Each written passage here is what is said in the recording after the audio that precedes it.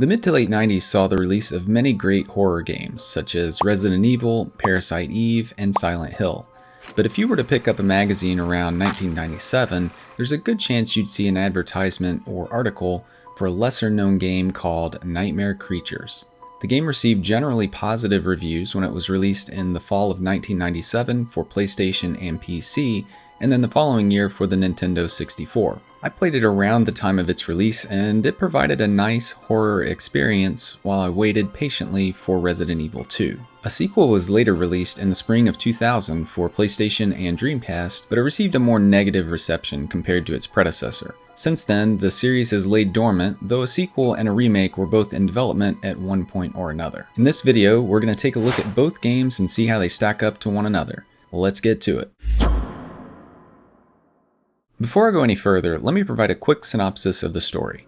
In the 1600s, there's a group that starts experimenting with corpses to create a mixture of substances that would bestow superhuman powers so they could take over the world. Although their experiments failed to produce the results they hoped for, they did manage to turn their test subjects into all sorts of hideous monsters, otherwise known as nightmare creatures. One of the group's members saw the madness that was taking over and decided to burn the laboratory and all traces of the experiments to prevent the group from carrying out their plan. Fast forward a couple of hundred years later, and a mysterious new plague has started taking hold in London that causes grotesque transformations in those that are infected. It turns out that a man named Adam Crowley has managed to pick up the research and has already started unleashing these creatures in hopes of world domination. Nightmare Creatures offers two playable characters, each with their own set of moves that helps add a little replay value to a relatively linear experience. Once you have control of your character, the first thing you'll probably notice is that movement in this game is a little, clunky.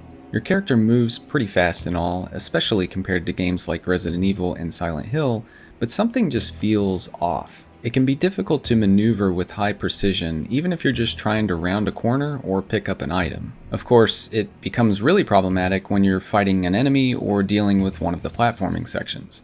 Yep, that's right, platforming in a game that has clunky controls. And not only that, but many of these platforming sections can result in instant death if you fall off. Nightmare Creatures is old school in that you have a certain number of lives and you're able to respawn until you run out of them. But once you do, the game is over. There are no mid-level checkpoints that I'm aware of, and you can only save when you complete a level. This, coupled with a large amount of challenging combat, can result in a frustrating experience for those wading into these nightmarish waters for the first time. Speaking of combat, there's a lot of it. And by a lot, I mean that's about all you do. Nightmare Creatures is a level-by-level affair, and it's really just a matter of going from point A to point B. There aren't really any puzzles in the game, aside from finding a switch to open a door or something. You'll occasionally find a small optional area that might contain an item or two, but for the most part, you're heading down a linear path. Once you've wrangled the controls a bit, the combat is fairly enjoyable. There are quite a few enemy types in the game, and you'll need to adjust your approach for some of them. The game does have some targeting issues though. Since you can't really lock onto enemies, your attacks can sometimes miss and you'll subsequently take damage. It's very easy to start stringing together combos, and if your target moves out of the way, you open yourself up to a counterattack. Some of the enemies also have rather cheap attacks, and that can add more frustration. It's still generally fun though, and you start to get the hang of it after a while, but it could have used a bit more polish. Given its combat-heavy gameplay, I've always considered Nightmare Creatures to be a straight-up action game, and its fast-paced nature reminds me of beat-em-ups to some degree. It certainly doesn't go all in on the genre like Fighting Force did around the same time, but there are similarities. Although it's often referred to as a survival horror game, I definitely wouldn't label it as such.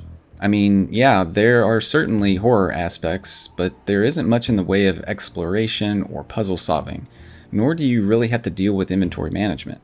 Items are limited in the game, and you'd be wise not to waste them, but that's about it. Genre quibbles aside, if there's one thing Nightmare Creatures does very well, it's that it builds a great horror atmosphere. The game goes for a gothic horror feel, and it does a great job of representing it with the environments, art direction, color palette, and background music. The levels cover horror basics like crypts and cemeteries, but for the most part you're exploring city streets, docks, and other outdoor environments.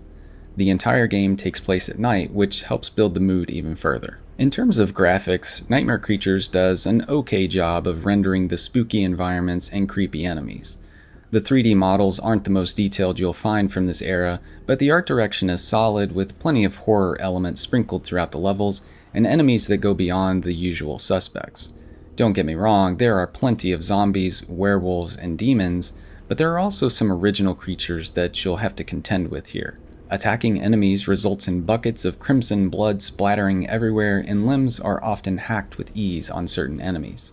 Ambient effects like falling leaves, rain, and fog work together with some cool lighting to help immerse you into the nightmarish world even further. One of my favorite things about the game is the excellent soundtrack that plays while you're exploring the levels. The atmospheric tracks really fit the tone that the game is aiming for, and it drives home the classic horror theme very well.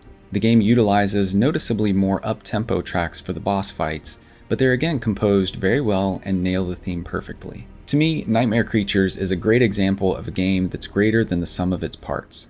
Having played this game back in the 90s, I'm sure nostalgia is tainting my ability to properly assess it, but there's just something about it that I've always enjoyed.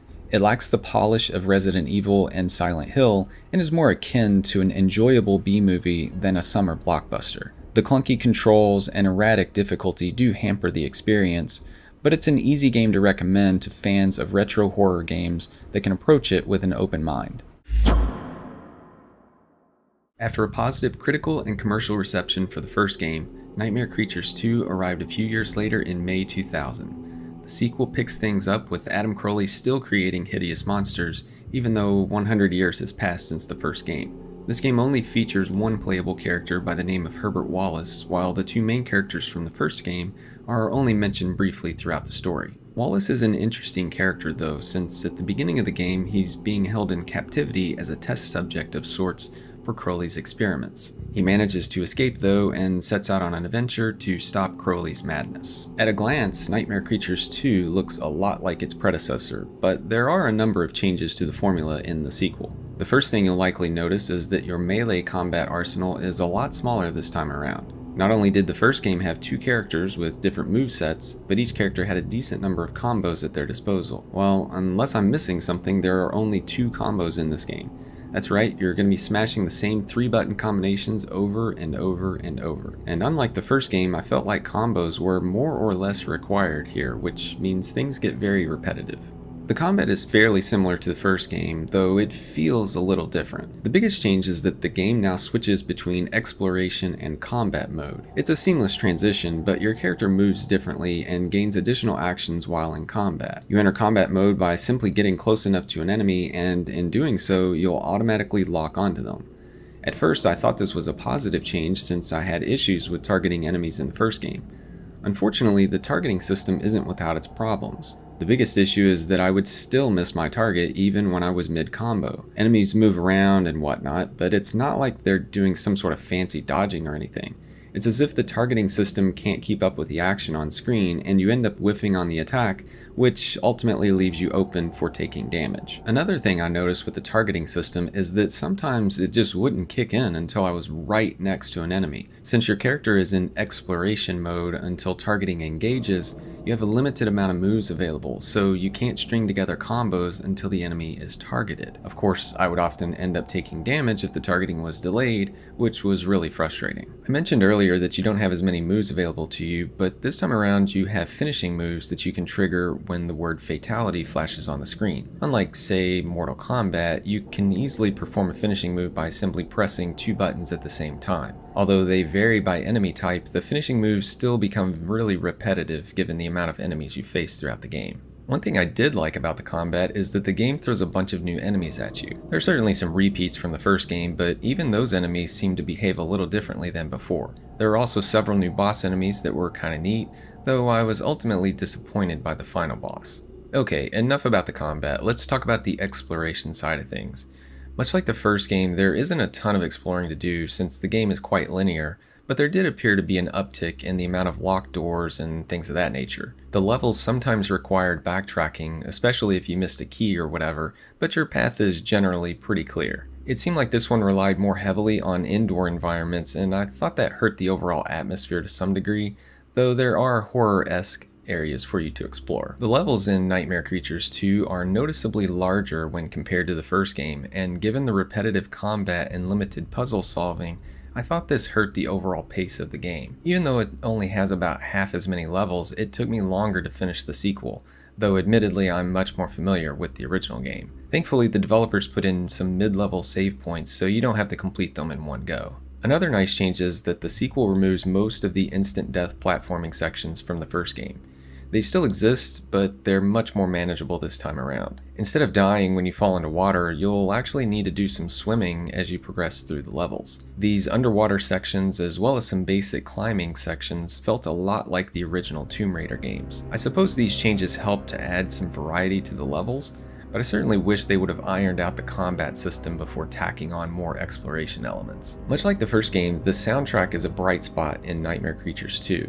I didn't find it quite as memorable as the first one, but it still does a great job of creating a haunting atmosphere as you explore the levels. One interesting change is that the cutscenes feature music from Rob Zombie, specifically the Hellbilly Deluxe album. Although I love that album, I had mixed feelings on how it was utilized here, as it seems to strike a different tone compared to the rest of the game and the series as a whole. Graphically, Nightmare Creatures 2 is very similar to the first game, but I noticed a lot of clipping issues during my playthrough.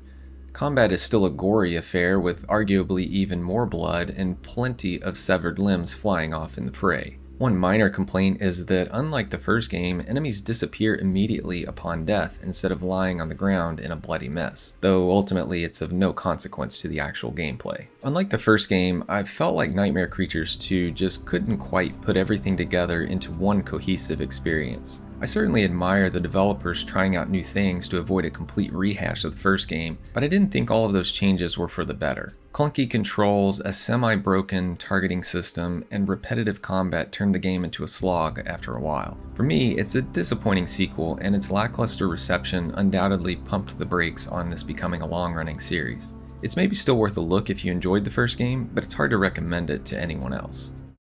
It's been over 20 years since the second and final game in the series was released, but there have been a couple of times when it looked like fans might have something to look forward to. A third game was originally planned to be released in 2003, but the developers, Callisto Entertainment, went out of business and the game was ultimately canceled. In 2017, Albino Moose Games announced they were working on a reboot, but it was later canceled as well. So that means we're left with just two Nightmare Creatures games that can be kinda difficult to recommend and vary in overall quality. I'm a firm believer that the first game punched above its weight class a bit and remains a memorable horror game over 25 years since its release. The sequel was a bit of a disappointment for me, and I don't find it to be a particularly good game, but it tried to keep the spirit alive. Despite some of the harsh criticisms I've made here, I'm still hopeful that one day a company out there will give this series another chance. Thanks for watching, and I'll see you next time.